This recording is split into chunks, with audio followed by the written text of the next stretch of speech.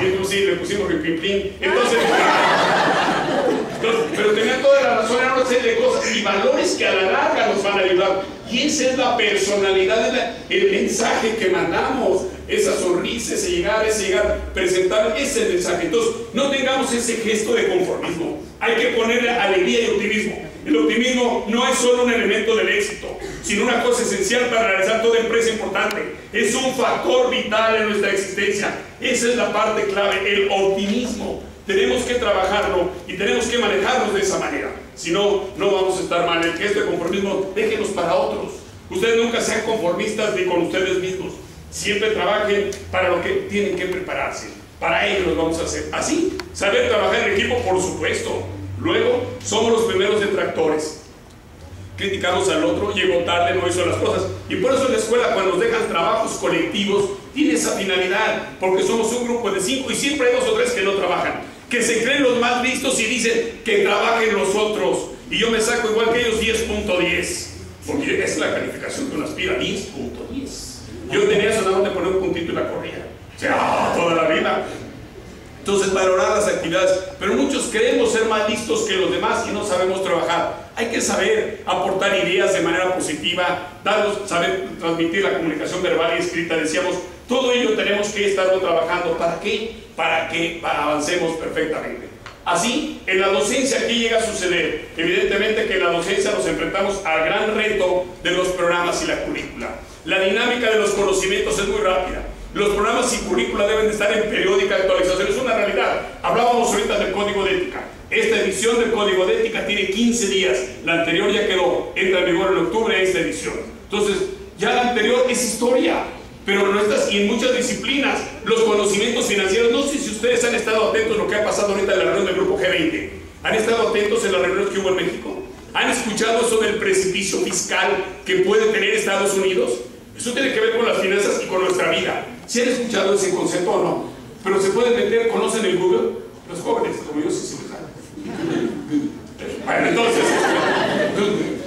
entonces, tienen que ponerse ahorita saliendo. ¿Por qué? Porque es un concepto que se ha manejado en estudios. Hubo una reunión de G20 en México, en la Ciudad de México, y el tema es que Estados Unidos le llaman precipicio fiscal al enorme déficit que trae. Y ese déficit, por regla técnica, tiene que empezar a corregirse en enero de 2003. Si lo empieza en 2013, ay, yo me regresé 10 años, y yo sí voy en el tiempo. Entonces, si lo corrige de manera abrupta, puede ocasionar un problema mundial. Eso tiene que ver con la contaduría pública. Eso es actualizar los programas. El lenguaje a transmitir que debe ser esencial. Y yo lo digo con mucho respeto, igual que ustedes, fui joven. Pero ahorita veo el lenguaje de los jóvenes muy difícil. Para todo a veces se expresan en groserías y delante de las niñas, o a las mismas niñas les hablamos con groserías. Créanme que yo fui joven. Y nunca a las amigas y a las compañeras, nunca, creo, dijimos una leperada delante de ellas. Nunca de mi esposo digo una leperada delante de mi esposo. Le pego sí, pero a eso. Groserías no digo. Groserías no quiero de mi esposa, ¿no? Y lo digo con mucho respeto porque yo veo que, hola, güey, todos son güey. Ya en este grupo todo el mundo güey. Y la verdad de las cosas, y ustedes las jóvenes, yo entiendo que somos jóvenes, pero no lo permitan. No lo permitan porque de ahí a la violencia física y a la falta de respeto, créanme que es una línea delgadita. De ahí a la desmotivación es una línea muy delgadita. Y tengo un hijo de 27 años, le dije, algún día te escucho hablar una lepada de otra, y ahí te rompo los hijos. Porque sí lo hago, porque se tiene que tener respeto. Respeto hacia ustedes, las mujeres, no somos santos nadie. Y no me da miedo a veces hablar con mi esposa, se me sale grosería, pero es diferente. Y yo lo que escucho es un lenguaje, y ese lenguaje de ahí a la violencia, y de ahí a la pérdida de valores, y de ahí a inducirnos a muchas cosas que no sean positivas, es una línea muy delgada. Se los digo con mucho respeto y con mucho cariño. Fui joven igual que ustedes, pero aún así todavía ni siquiera digo la grosería porque como que no me siento bien. Y veo ese lenguaje se deteriora. Y hablando de lenguaje, lo que mandan ustedes a veces por los teléfonos, es un lenguaje que escriben muy diferente, cada quien una serie de letras, corríjanlo, porque a la hora de que redactan un informe, es un gran problema al ponernos a redactar un informe. A veces no sabemos ni por dónde empezar por la fecha. Enero, pues ya no hay. ¿Qué le pondré? Entonces no sabemos ni por la fecha arrancar. Y lo he visto en muchos textos, ahí tenemos que corregirlo. No quiero decir que dejen de ser jóvenes de ninguna manera, sigan siéndolo, pero sí cuiden el lenguaje. Y a las jovencitas sí, si alguno de ellos de verdad digan, espérame, no es para eso, porque se va a transmitir, créanmelo, los hombres, los varones somos animales por excelencia. Esa es una realidad. Y de ahí a la pérdida de respeto, créanme, yo lo he visto en parejas jóvenes de 30, 28 años, cuando me las encuentro caminando, que parecen ser pareja, la va insultando y a veces le pega. Obviamente no me meto porque es un monote más grande que yo, ni mucho menos, ¿no? Pero me da tristeza y me da pena, porque de ahí a que los hogares también tengan problemas es un pasito nada más. Y si un hogar y si la familia tiene problemas, estamos perdiendo el país, y eso no puede ser. Entonces siempre traten de alcanzar aquellos ideales que se propongan, y el lenguaje cuídenlo, y se lo digo con mucho respeto, cuídenlo ustedes, porque la que educa en este país y en el mundo es la mujer. Es la que educa, el hombre no. La mujer es la que nos da valores. Uno gira alrededor de mamá. La verdad, o sea, mamá nos mueve y nos mueve. Yo lo veo en el caso de mi esposa. Mueven los hijos. A mí ni me pegan, estoy ahorita en muere. Pero a la mamá estamos atentos todos. Todos estamos ahí, en torno de ella giramos. Esa es una realidad. La mujer educa. Es la que educa y nos da los valores.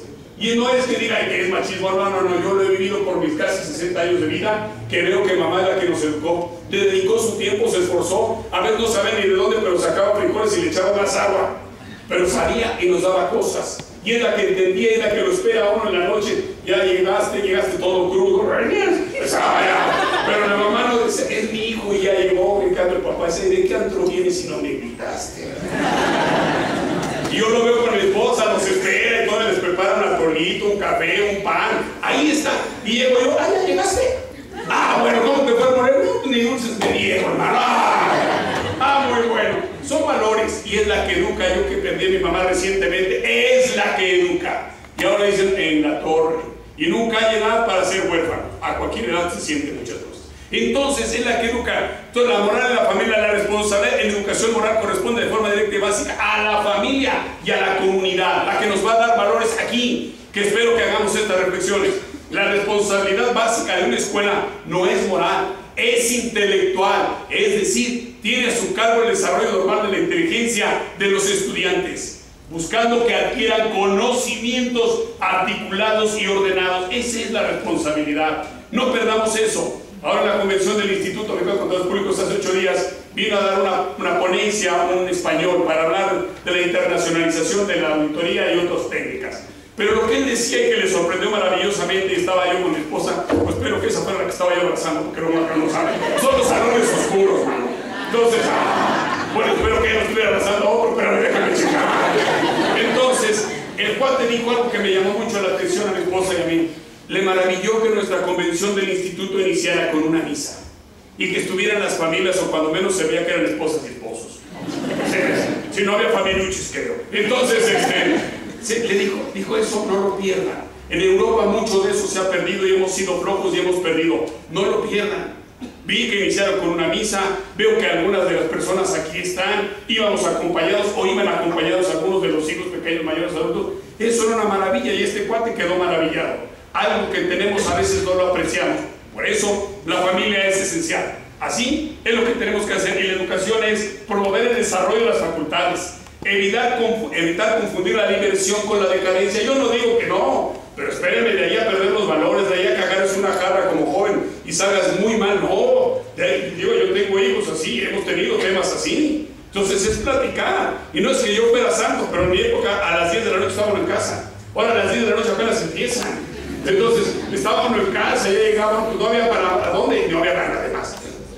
Pero tenía que ser así, no formar magníficos desocupados. ¿De qué les sirve gente que tenga 508 maestrías, 404 especialidades, si lo que no sabe es la práctica profesional? Tenemos que formar gente que combine la teoría con esa práctica. Por eso yo le llamo no formar magníficos desocupados, evitar la despersonalización, fomentar la competencia, sí, con un sentido formativo. Ayúdame, vamos a trabajar, quiero sacar 10, tú quieres sacar 11, el otro quiere ser mejor, pero ayudándonos y nunca destruyéndonos. Y eso llevarlo al trabajo, que aquel sea mejor, vamos a aprenderle. Es lo que tenemos que hacer en esas personas. Así, pensar y actuar, anticiparnos a los hechos, continuar el desarrollo y orientarnos a resultados. Algo que no cambió lo tengo que buscar. ¿Qué no cambió? Y busco el cambio. Busco en mí mismo. Así, yo diría, no perder jamás la fe en un mañana más brillante. Pues si ese continúa en ese camino, las puertas siempre se van a abrir.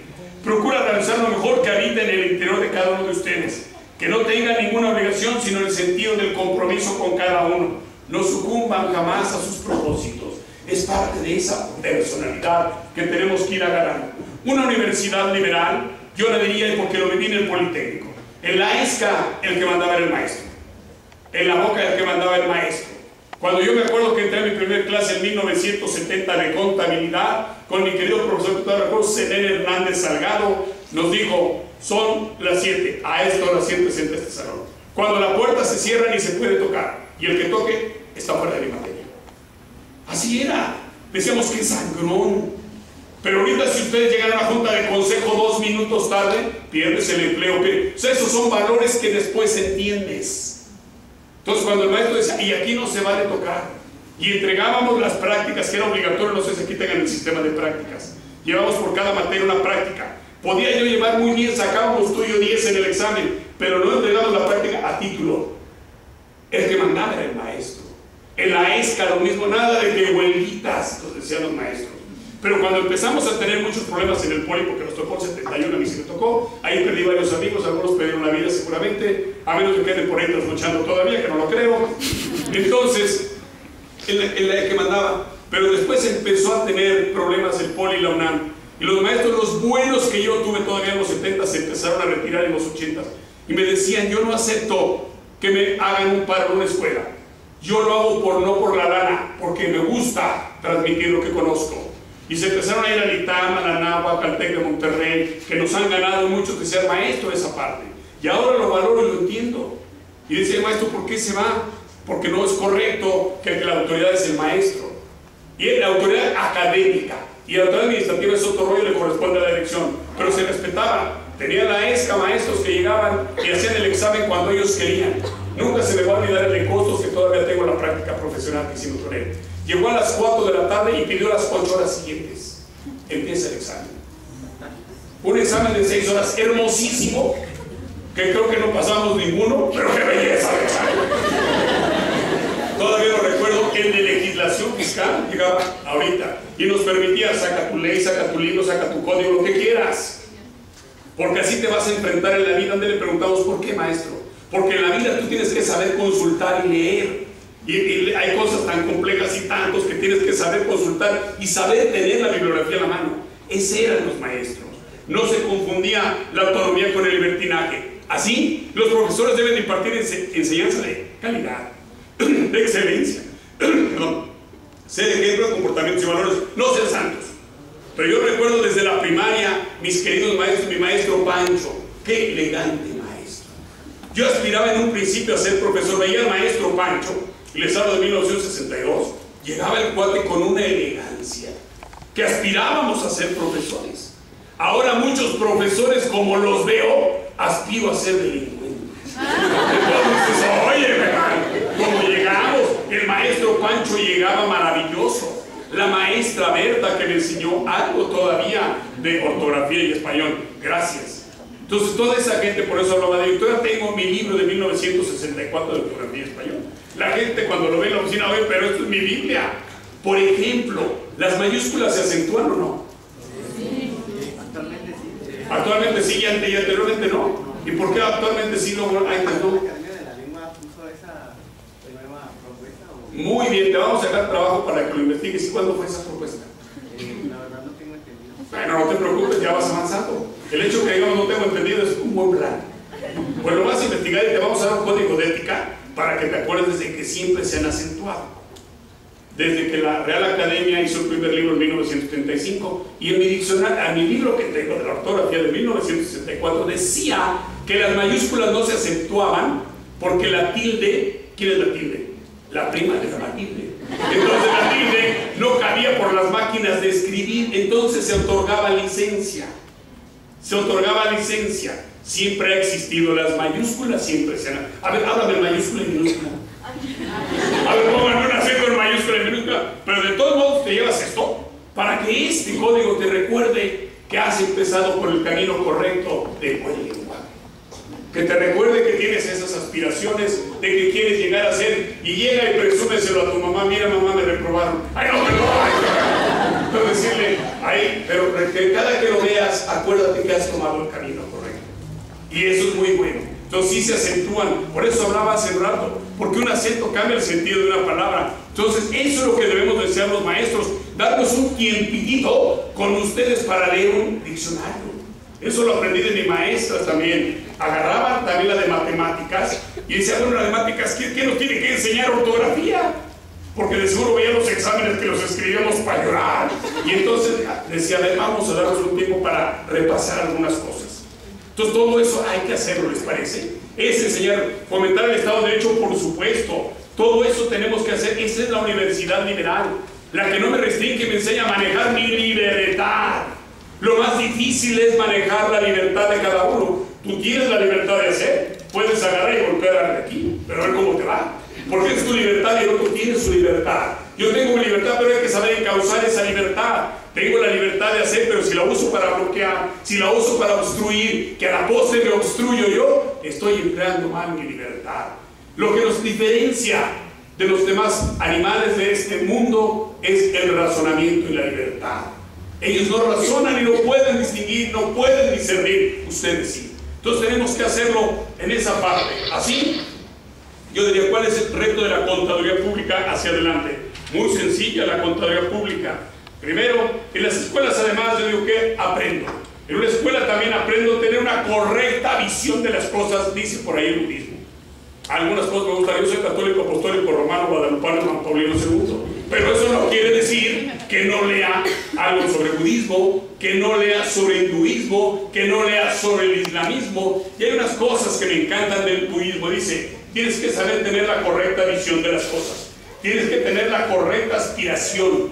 Tienes que tener la correcta, adecuada, y uso palabras. Tienes que tener el correcto camino para hacer el correcto esfuerzo. Así son parte de los que tenemos que hacer. Y la contaduría pública del futuro es muy sencilla y muy compleja. Primero, revisar los programas para que las universidades estén acorde a lo que necesita la gente. Por eso están proliferando muchas escuelas de negocios que son preparadas por grandes empresas. Aquí tenemos que acercarnos a los empresarios de Morelia. ¿Qué quieres de nosotros como hotelero, como restaurantero, como lo que quieras? ¿Cómo te preparamos en costos, en finanzas, en qué? Tenemos que hacerlo y traerlos aquí que nos digan qué quieren de nosotros. Así tenemos que hacerlo. Disciplinas, dominar 2 o más idiomas es una realidad. Yo medio hablo el español, pero el inglés no lo sé. No sé decir lápiz, pencil, pluma, quién sabe qué, pájaro ya voló. Entonces imagínense nada más. Pero ustedes sí tienen que tener más de 2 idiomas. El mundo de ustedes es el mundo de la comunicación. Ese concepto de la aldea global ya hasta pasó de moda, así lo llegaron a escuchar, la globalización. Pues ya es la aldea única. Se comunican ustedes con los medios electrónicos. Si hablan inglés, están comunicándose a la otra parte del mundo que es Tailandia con alguien.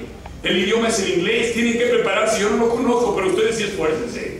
Y no solo el inglés, el francés, el alemán, algún otro idioma que les permita un bagaje amplio. Esa es una realidad. Por ejemplo, yo no domino mucho las nuevas tecnologías. Sé que es una limitante del lenguaje. Pero ustedes lo tienen que tener y sin causarlo bien. Eso es estudios superiores a nivel de licenciatura y obviamente tener esa visión de negocios. Así, el compromiso de ustedes es muy sencillo para contribuir a tener un mejor país.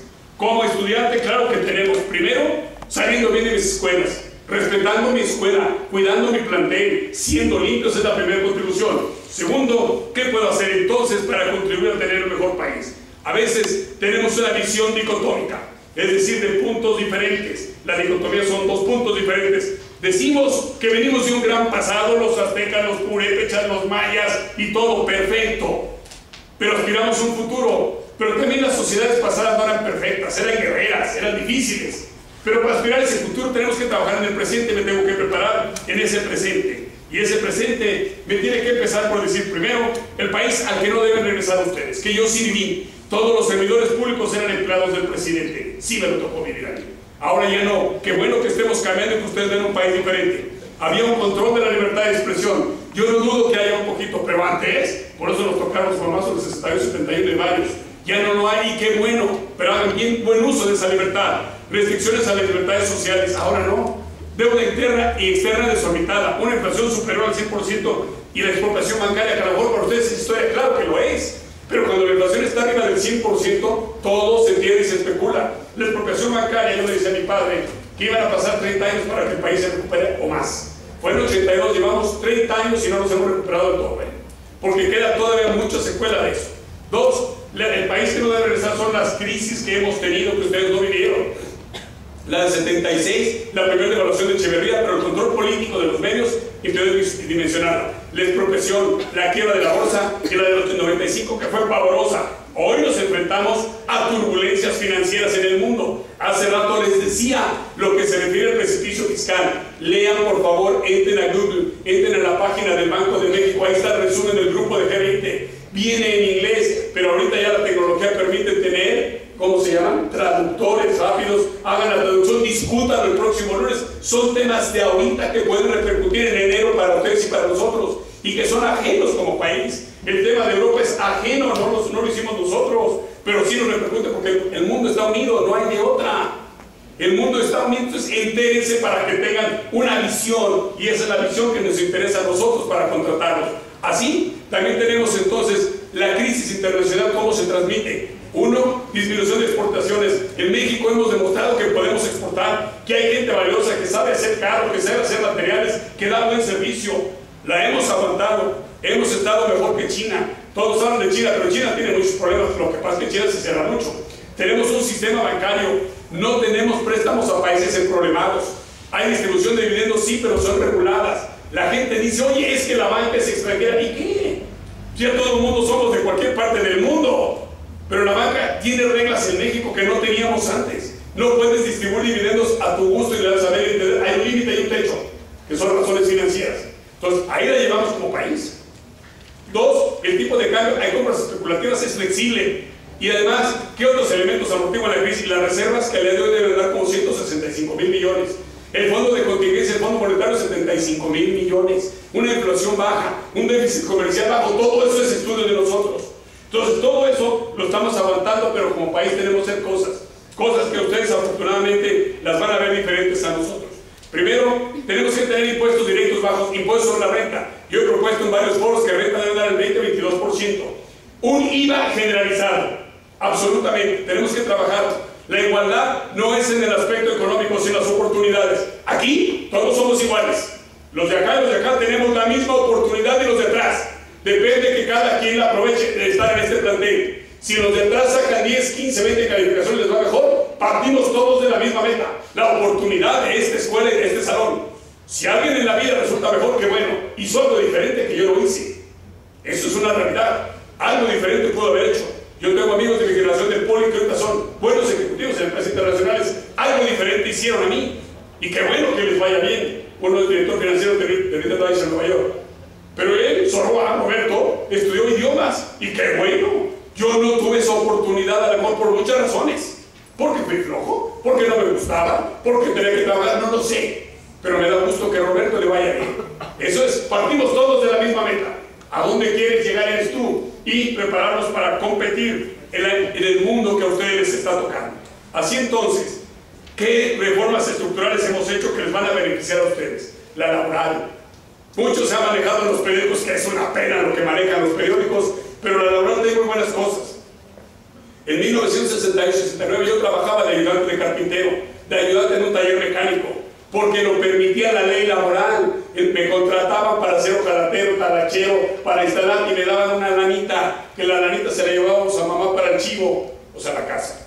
No el chivo de la barbacoa. Entonces, todo eso nos ayuda. La ley laboral ahorita puede permitir muchas cosas buenas. Estudienla, que sea un tema de debate de ustedes en alguna clase aquí. En esto analicen 3 o 4 puntos que sean complicados de entender, háganlo. La educación no tenemos proyecto. Tenemos que retomar la educación fuerte y respetuosa. Energética es insuficiente. Pemex hay que abrirlo, eso es una realidad. Muchos dicen que Pemex es de todos ustedes, ¿es de ustedes? Yo nunca he podido entrar a una junta de consejo. Jamás. Dicen que es mío, nunca he recibido dividendos. Entonces yo prefiero que haya inversionistas que le pongan lana, que yo tenga gasolina más barata, porque la gasolina tiene que ser cara, porque no tenemos refinerías desde hace 40 años, no construimos, o 30. Entonces estamos pagando las consecuencias de tabúes, el Estado de Derecho, y el IVA es un tabú. No muevas el IVA, por favor. El IVA, cuando empezó en 1978, todos pagábamos. ¿Les parece que pongamos el IVA general el 16 o el 17? A ver, como que los veo ya que los chupo. A ver, ahí la propuesta de la OCDE, Hungría fue 19%. Europa en general andan por ahí. Pero ¿con qué? ¿16? ¿Les parece que grabemos ¿Los libros? ¿Los libros cómo pagan? Ni pagan los libros, el que paga es uno. Pero a ver, los libros, ¿cuántos libros leen al año? Y no confundan, esto es una herramienta técnica para ese libro, pero también es una herramienta de los contadores públicos. Parece un libro, pero es una herramienta. Entonces, por ejemplo, hablando de herramientas, tú y yo somos albañiles y vamos a Chedraui a comprar una herramienta o la trapería tuya. Y esa herramienta que se llama una brocha, que se llama un cincel, que se llama una pinza, a ti y a mí se nos cuesta IVA. Y somos albañiles los dos, o somos plomeros los dos. Y en cambio aquí al intelectual, contador público, abogado de 508 maestrías, esto no le causa IVA y es su herramienta. ¿No hay algo injusto? Que nosotros los albañiles sí estamos pagando y él no está pagando. Ahí se los dejo, Ahora, ¿qué tanto leen? Hace rato les decía, buena literatura. ¿Leyeron toda la polémica con Bryce Echenique? ¿Sí saben quién es Bryce Echenique? Suena como a Brandy, ¿verdad? Brandy Echenique. Al que le otorgaron el premio de la FIL de Guadalajara, que es un cuate que ha copiado muchos textos y lo ha hecho propio, y le dimos $150,000. Fíjense que tienen que leer. Y esos $150,000 no los dio la FIL, es lana de todos nosotros. ¿Por qué? Porque es lana que aporta un gobierno. Y qué bueno que sea para la cultura, pero no una persona que copia. A lo que voy es que tienen que leer esa parte. Por eso les decía hace rato que tanto están leyendo. ¿Qué libros? Entonces no queremos ir a los libros y no compramos libros. Y si ustedes bajan una literatura a través de la máquina, sí les van a cobrar el IVA. Porque fíjense en la misma literatura, tú imprimes ahorita un libro, lo ves ahí, y te lo pirateas, digo, perdón, lo tomas. Ahí sí te cobran el servicio del IVA por un libro de él, pero si tú quieres un libro en papel y dices, no, haces tu rollo y lo bajo del internet y el internet te lo está cobrando. Fíjense nada más, por eso todas esas distorsiones vamos a poner el IVA así. Y ustedes han visto, por ejemplo, los alimentos, ni siquiera sabemos qué son alimentos. Por ejemplo, ¿han tomado coca? Líquida, nada más. La coca y la Pepsi pagan IVA. Y ustedes ven que muchos seres humanos tomamos en este país coca, Pepsi, Orange y demás, y paga IVA y paga IEPS. Y vean ustedes a una gente, sin ofender a ninguna persona, a una gente sencilla que llega a pedir limosna, llévenle ustedes una Pepsi y un litro de leche, a ver qué eligen. La Pepsi. Y esa gente, cuando ustedes le dicen, oye, te doy 20 pesos para que te compres algo, va y lo que compra es refresco. Y no va a comprar un jugo o una leche porque no tiene el mismo sabor. Entonces no hay una distorsión ahí. Por eso el IVA debe ser parejito, para mí 17%. Todos, que de hecho lo pagamos. Si ustedes van a una tienda de autoservicio, todo eso paga. El alimento que compran una gelatina, compran un yogur, paga IVA. Lo que ocurre es que luego viene la devolución a tasa cero y ahí tienen buenos contadores y abogados y la ganan. Yo por eso prefiero generalizar y bajar el impuesto de la renta, tampoco no. Pero no cuando nos vengan a vender, es que el IVA daña a la clase más amolada, no es cierto. El IVA favorece a quien tiene mejores estrategias de contadores y abogados, se acabó. Y los demás pagamos. Hagan la prueba, siéntense. Todos hemos visto que una persona de bajos recursos entra a una tienda de autoservicio y paga y compra y le dice a mi esposa, mira, ese albañil que tú lo ves, está pagando IVA. Y tú como sabes elegirlo, por ejemplo, ¿esto paga IVA? Es vodka, porque es pirata, porque ni siquiera trae nada, ¿Esto paga IVA? Menor a 10 litros, paga. ¿Y si es mayor? O sea, esta la ponemos en un garrafón de 20 litros, ¿vas a andar tú cargando el garrafón? ¿No les parece un absurdo del verbo, no lo entiendo?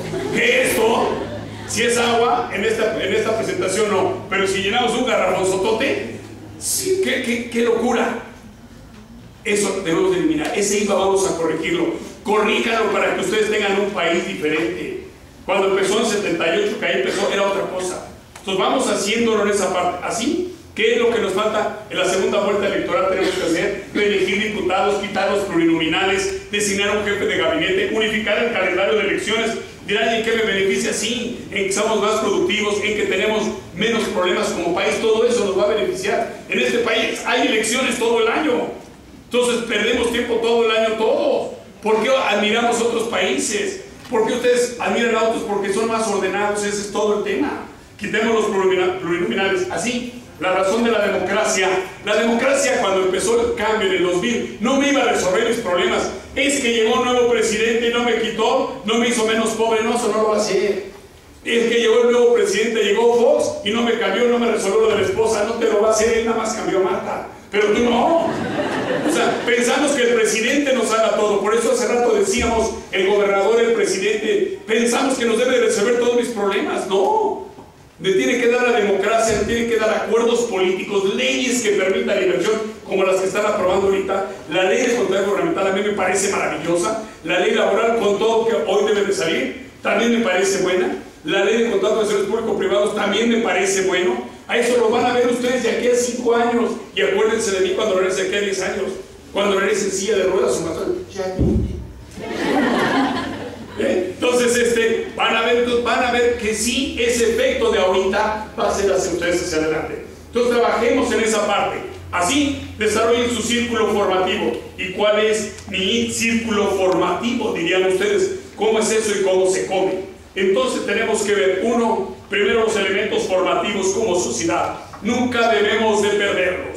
Jamás como país tenemos que perder lo que tenemos. Así, uno, la lectura. Me insistiré en la familia, la ética, la chispa personal, el despertar la autocompasión. A veces somos conformistas. Ay, sí, soy mexicana. Admiramos a Brasil, es que Brasil va mejor, México va mejor que Brasil. Nada más que Brasil tiene a Pelé. Bueno, pero ya Pelé ya es historia. Aquí tenemos al Chícharo, nada más duro el late. Ese es todo el tema. Pero tenemos gente valiosa. A veces nosotros nos hemos dicho que los mexicanos no tenemos valor, y sí lo tenemos. Somos tan capaces. Un mexicano sale del país, en Estados Unidos son los mejores. La diferencia es que tenemos que nosotros querernos y respetar. Eso es lo que tenemos que hacer. Conocer mi historia, la no manipulada, es lo que tengo que trabajar. Así tenemos que saber cosechar y trabajar fuertemente en todo ello.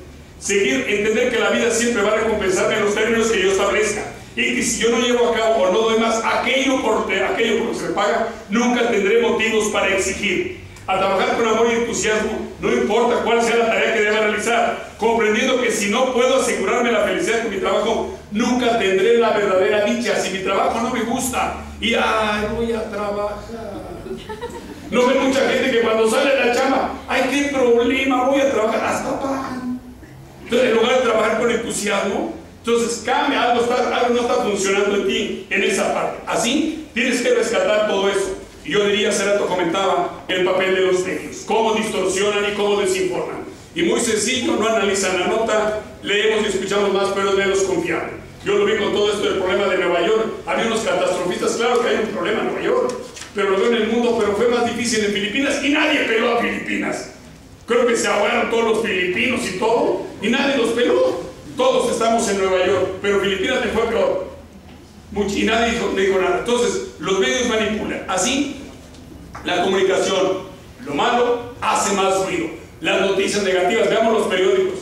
En mi infancia me tocó ver el periódico La Alarma, que pasaba una gente que la despanzurró un canal y le volvió a pasar la rueda despanzurrada. Pero ahorita hay lo mismo en los periódicos. Veo las noticias y en cambio no hablamos de lo bueno. Hablamos de lo malo y hablamos de lo bueno. Por ejemplo, Ernesto de la Peña, ¿sí saben quién fue ese señor?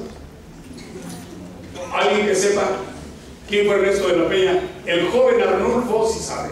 Entonces, a ver, échanos la mano, Arnulfo. Doctor de literatura, una persona que estudió una gran cantidad de Biblias y les interpretó las modas de bases.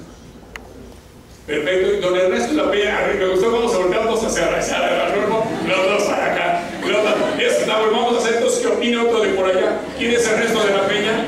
No se acuerdan, pero vamos todos a la Peña, ¿les parece? Ernesto de la Peña, un gran sabio mexicano, hablaba y escribía y leía 33 idiomas. Y nada más hablaba 20 fluido, él decía. Se murió el 10 de septiembre de un infarto y se fue tranquilo. Pero era un gran musicólogo. Fíjense lo que les digo. Leía y escribía 33 idiomas. Dentro de ellos, el arameo. ¿Saben cuál es el arameo? El que hablaba Jesús.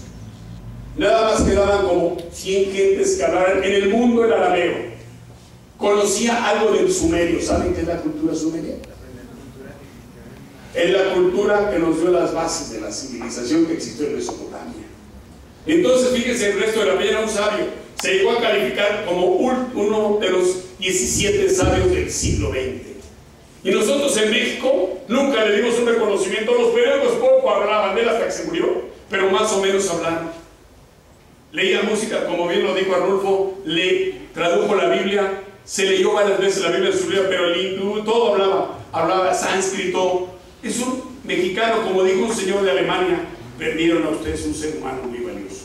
Y como dijo otro señor de Inglaterra, nunca supieron el ser humano que tenían en México, jamás lo valoraron. Y es cierto, no fuimos a la altura de él, y se los digo porque se va a dejar la presea de Elisario Domínguez, se le da post-mortem al resto de la peña. Lean los periódicos de ayer y hoy, se le da post-mortem, la va a recibir la familia. Una persona que habla, digo, que escribe en 33 idiomas, no es fácil, ¿eh?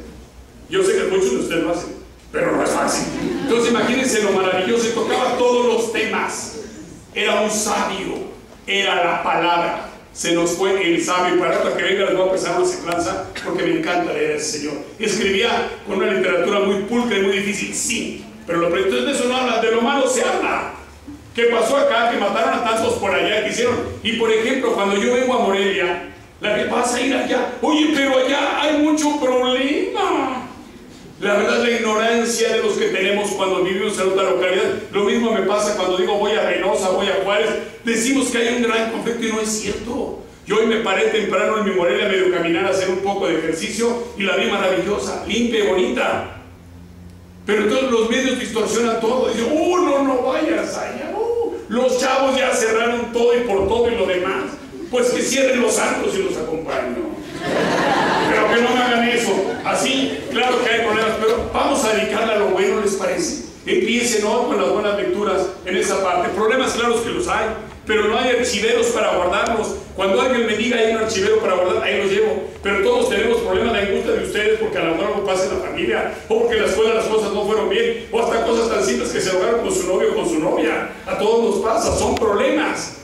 Pero no hay archiveros. Cuando los tengas, vuelve a empezar. Aunque sientas el cansancio, vuelve a empezar. Aunque el triunfo te abandone, vuelve a empezar. Aunque el error te lastime, vuelve a empezar. Aunque un negocio no funcione, vuelve a empezar. Aunque una traición te hiera, vuelve a empezar. Aunque la incomprensión corte tu risa, vuelve a empezar. Aunque todo parezca nada, siempre vuelve a empezar. Nunca te derrotes, problemas los hay. No solamente ustedes los tienen, todos los tenemos. Pero traten de verlos en ese sentido y de esa manera. Así, no todos son problemas, hay cosas positivas. Estamos aquí, aquí están. Véanse a su lado, ustedes lo que han convivido, lo que han hecho, lo que han llevado, están aquí. Entonces no se derroten, nunca lo hagan en esa parte. Dos, nunca asuman una actitud pasiva, porque los problemas nos llevan a eso y el miedo nos pierde, nos paraliza. Entonces un problema nos lleva a tomar una actitud pasiva, al contrario, que sea positiva. Nos sentimos incomprendidos, descuidamos el negocio, desatendemos la familia, no entendemos a otros, culpamos a otros de lo que nos pasa. No debe ser de esa manera. Así, ante el entorno actual, ¿qué tenemos que hacer? Piensen, reflexionen, cavilen, mediten, discurran. Pensar. Lo que nos enseñaron los griegos. Los griegos nos enseñaron a pensar, Sócrates, Platón, Aristóteles, ellos nos enseñaron a pensar. Hay que releer a los griegos para entender el por qué pensaban, y de ese pensamiento nos debe llevar allá. Aprender a ver lo bueno, saber decidir a ver lo bueno. Lo bueno estamos aquí, lo bueno es que hay sol, lo bueno es que tenemos una ciudad maravillosa, no ser partícipes de la corrupción y ser honestos en nuestro trabajo. Y nuestro trabajo es la propia escuela, es el ser honestos en casa. Lo que vayas a hacer, hazlo con honestidad, nada más. No hay santos en el mundo, pero tenemos que hacerlo de esa manera. Así, ¿qué tenemos que hacer? Actitudes en el entorno actual. Temple, entereza, fortaleza. ¿Es fácil? No, claro que no lo es. Nadie dijo que fuera fácil, por supuesto que no. Lo difícil es entender la realidad. Por eso, para responder a todo esto, hoy se solicitan más personas que hagan algo por mejorar las cosas, menos que las desaprueben, más que actúen, menos que hablen, más que digan puede hacerse, menos que digan no puede hacerse, más que inspiren confianza a los demás y menos que arrojen un chorro de agua fría sobre los que han dado un solo paso pero en la dirección correcta. Hoy necesitamos de ese tipo de personas para seguir avanzando nosotros. Así evitemos actitudes contrarias al desarrollo. ¿Ya para qué? ¿Para qué me esfuerzo? Nos llega a pasar resignación, pasividad. Así somos los mexicanos. Ese dicho tenemos que cambiar. No somos así. Hemos sido triunfadores con las generaciones jóvenes de ustedes en los Juegos Olímpicos, en los Paralímpicos, en el fútbol ganamos la medalla. Yo cuando me iba a imaginar cuando yo veía el fútbol, que me gusta el fútbol. Le voy a las Chivas, ¿eh? Entonces, Cuando me imaginan, a mí me dio mucho gusto por ver y vean todo lo que ha pasado con ustedes los jóvenes. Han hecho que este país sea triunfador. Ya no son derrotistas y no deben de serlo. A mí me ha encantado, hago ese repaso de este año y bueno, cada vez que tengo a mi esposa para que platico. Entonces, en el fútbol hacemos un repaso de lo bueno, de la literatura buena. ¿Lo ves cómo nos ha ido? ¿Cómo los chavos están trabajando diferente? Nada más es cosa de que lo entendamos y los impulsemos y que ustedes sean el impulso para nosotros. Así entonces, ya no somos así. Yo diría entonces, queda prohibido llorar sin aprender, queda prohibido levantarte un día sin saber qué hacer, queda prohibido tener miedo a tus recuerdos, queda prohibido no sonreír a los problemas, queda prohibido no luchar por lo que quieres, queda prohibido abandonarlo todo por miedo, no convertir en realidad tus sueños, queda prohibido no intentar comprender a las personas, pensar que sus vidas valen menos que la tuya, no saber que cada uno tiene su camino y su dicha. Queda prohibido no crear tu historia, no tener un momento para la gente que te necesita y no comprender que lo que la vida te da también te lo quita. Vamos cambiándonos y vámonos poniéndonos a algo diferente de lo que queda prohibido. Así, el que no vence un temor al día no ha aprendido nada de la vida. Lo importante no es tener los temores, lo importante es saber vencer un temor cada día. Eso es lo que tenemos que hacer. Así, ese cambio que empieza en cada uno de nosotros. No esperemos que cambien otros. Yo empiezo. ¿Para qué quiero que tú cambies, que tú mejores? Si yo empiezo y tú me sigues, si tú empiezas y yo te sigo, es lo mejor. Es lo que tenemos que hacer cada uno de nosotros. Así, convertirnos cada uno en líderes. Y ser líder no es más que actuar correctamente, soñar sí, pero concretar carácter y firmeza y saber tomar decisiones, que es lo más difícil. Así también, visión hacia ese futuro. Orientarnos y prepararnos constantemente y cuidar nuestros hábitos personales. Créanme que eso es esencial. Los hábitos personales a la larga son los que nos hacen ser diferentes o no. Y dentro de esos hábitos ustedes tienen que definir, precisen sus objetivos. Hacia dónde voy a llegar y volverme más alegre. Fe siempre es fundamental, que hace que la mente se centre en ideas positivas y en eliminar todas las influencias y los medios negativos y requiere autodisciplina. Esa iniciativa personal que consiste en obligarse a hacer las cosas sin que otros nos digan que no pueden hacerse. Claro que existen derechos, sí, pero también obligaciones. Yo estoy en una escuela pública. Mi obligación es ser alumno de excelencia. Ser alumno de excelencia no es sacar 10 o 15, es entregarme con cariño y pasión a esto. Eso es, esa es mi responsabilidad. Como he sabido, todo derecho implica una responsabilidad, toda oportunidad una obligación, toda posesión un deber como consecuencia de ese uso. Así, yo creo en la dignidad del trabajo y en el esfuerzo y convicción de cada persona por entregarse a ese trabajo con vocación y respeto. Así tenemos que hacerlo. Eso es lo que tenemos que trabajar día con día en eso.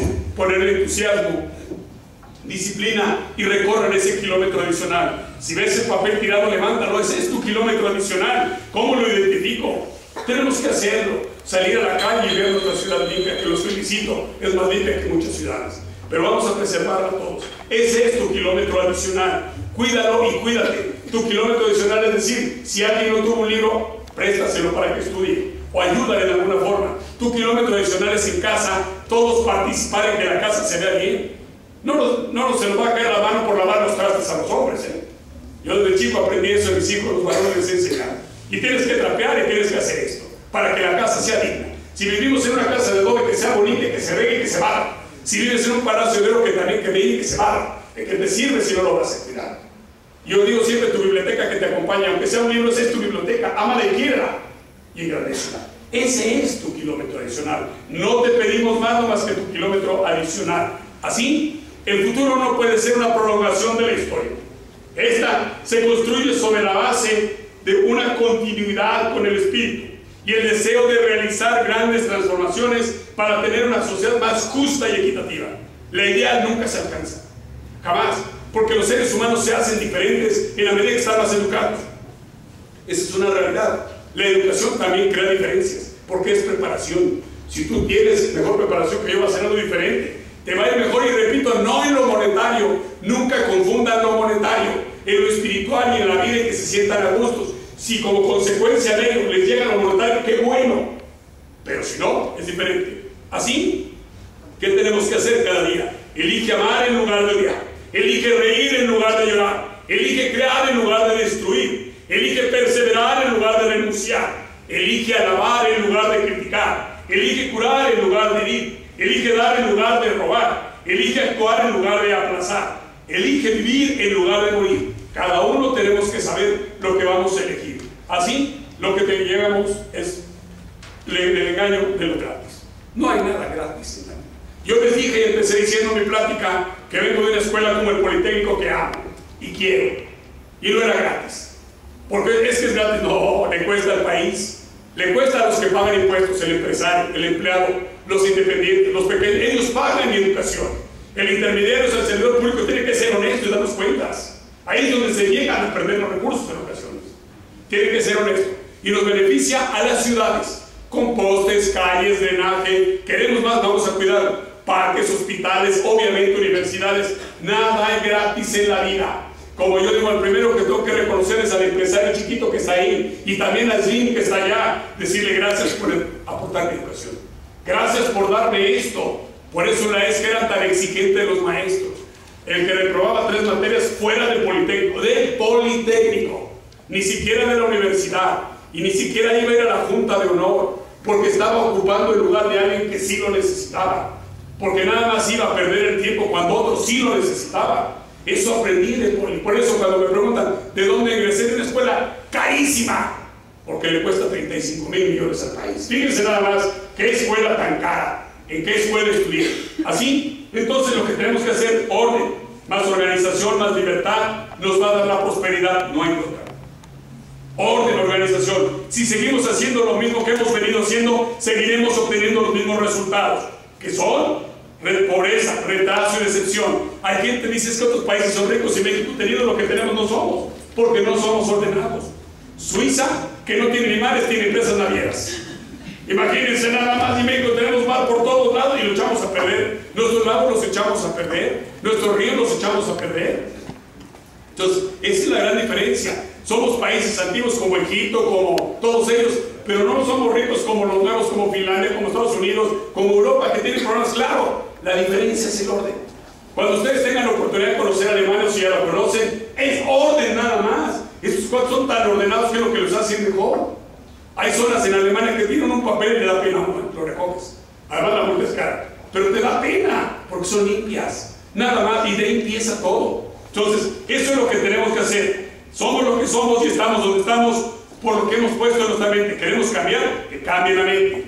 Fijémonos en lo que queremos y desterremos la palabra no. Un edificio no se puede empezar por el penthouse, se empieza por los cimientos. Toda la vida, y los cimientos los están tomando ustedes aquí, y esa va a ser su base.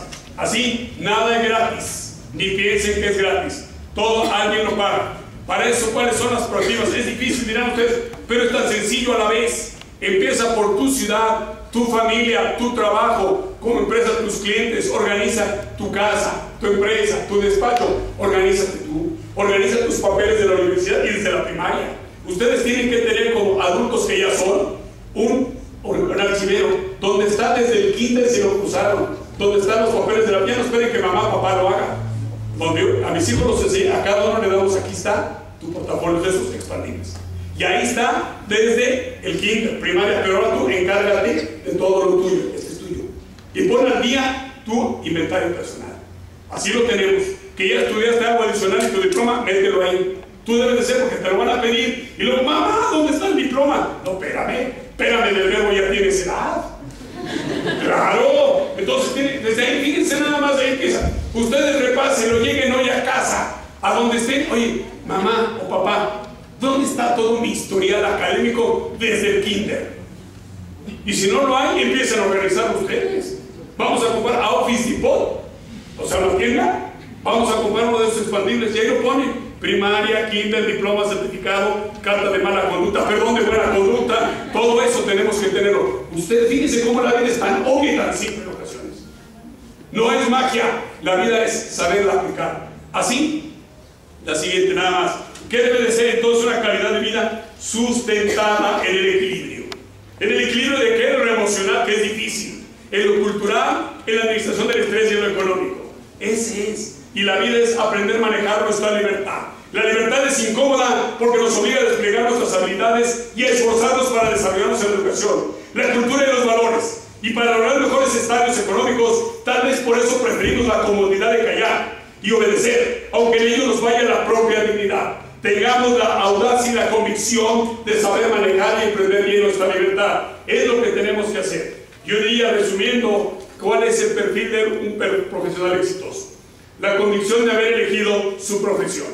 Una técnica académica, sólida, ética, las áreas, iniciativa, el sentido de la responsabilidad y la labor del equipo, para que de eso nos vaya bien y nunca nos vaya el mal. Así, tenemos que trabajar en ello para mejorar y superarnos.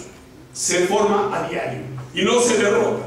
Hay unas frases por ahí que se llama la sentencia de 2 hombres. 2 hombres fueron condenados.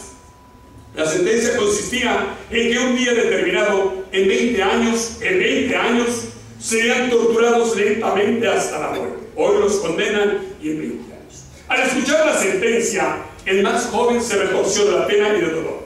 Y a partir de ese día cayó en una profunda depresión. ¿Para qué vivir?, se preguntaba. Si de todas maneras van a arrebatarme la vida y de una manera inconcebiblemente terrible. Desde ese día nunca fue el mismo. Cuando alguno de sus cercanos, compadecido por su estado, le ofrecía apoyo para tratar de alegrarlo, respondía: claro, como tú no tienes que cargar mis penas, todo te parece fácil. En otras ocasiones también replicaba: tú no sabes lo que sufro, no es posible que me entiendas. Y a veces alegaba en voz alta: ¿para qué me esfuerzo si de todas formas voy a morir? Y así, poco a poco, ese hombre se fue encerrando en su amargura, soledad, y murió mucho antes de que se cumpliera el plazo de 20 años. El otro hombre, al escuchar la sentencia, se asustó y se impresionó. Sin embargo, a los pocos días resolvió que, como sus días estaban contados, los disfrutaría con frecuencia. Afirmaba: no voy a anticipar el dolor y el miedo, empezando a sufrir desde ahora. Otras veces decía: voy a agradecer con intensidad cada día que me quede. Y en vez de alejarse de los demás, decidió acercarse y disfrutar a los suyos para sembrar con ellos lo mejor de sí. Cuando alguien le mencionaba su condena, respondía en broma: me condenaron. Yo no me voy a condenar sufriendo anticipadamente lo que no sé. Tanto que mucho antes de los 20 años fue perdonado. Así, muchas veces el 99% anticipamos nuestros miedos, anticipamos nuestros problemas y nuestras frustraciones. Tenemos que saberlo vivir y saberlo entender. La vida, disfrutar el momento. El ayer ya transcurrió, no anclarse. El futuro, como estos hombres, aún lo tenemos y depende cómo lo vamos a trabajar. No pensar en los contratiempos que puedan venir. No se anticipen del todo a ellos, sin planearla, pero no pensar en el contratiempo. Sí resolverla, pero irlo entendiendo. Abandonar alguna cosa puede estar justificado, pero abandonarse como seres humanos nunca es justificable. La vida se debe de celebrar, la vida se debe de agradecer. Así tienen ustedes todo para celebrar la vida. Tienen los máximos valores, se tienen a ustedes mismos y ustedes véanse. Tienen 2 pies, 2 manos, 2 ojos, una serie de cualidades que no tienen ningún precio. Y nada más quiero concluir esta ocasión de venir a conversar con gente joven con un poema que a mí me encanta. Se llama Señor, perdóname cuando me lamento. Hoy, en un autobús, vi a una bella muchacha de cabello. La envidié. Parecía tan alegre y deseé ser así de bonita. De pronto, cuando se puso de pie para irse, la vi cojear por el pasillo. Tenía una sola pierna y usaba muletas. Sin embargo, al pasar, ¡qué sonrisa! Oh Dios mío, perdóname cuando me lamento, tengo 2 piernas, el mundo es mío. Me detuve a comprar unos dulces. El muchacho que los vendía era tan encantador. Conversé con él. Se veía tan contento. Si me retrasaba, no habría problema. Y cuando me iba, me dijo: se lo agradezco. Ha sido usted muy amable. Es grato conversar con gente como usted. ¿Sabe? Dijo: soy ciego. Oh Dios mío, perdóname cuando me lamento, tengo 2 ojos, el mundo es mío. Después, al ir caminando por la calle, vi a un niño con ojos de ciego. Estaba de pie y observaba a otros niños que jugaban. Parecía indeciso. Me detuve por un momento y le dije: ¿por qué no vas y juegas con ellos, pequeño? Siguió viendo hacia el frente sin decir nada, y entonces me di cuenta de que no podía oír. Oh Dios mío, perdóname cuando me lamento, tengo 2 oídos, el mundo es mío. Con pies que me lleven a donde quiero ir, con ojos para ver los colores del atardecer, con oídos para escuchar lo que quería saber. Oh Dios mío, perdóname cuando me lamento. Son afortunados, el mundo es suyo. Muchas gracias, Dios los bendiga.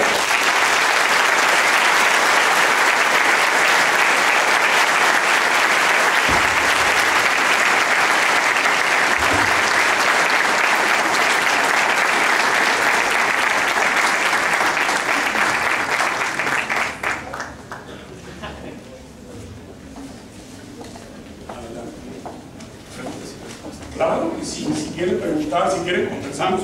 Ustedes me dicen, luego nos vamos adelante. ¿Tienen preguntas? ¿Algo que comentar? Se vale. A ver. ¿Quién quiere aportar? Venga, por favor,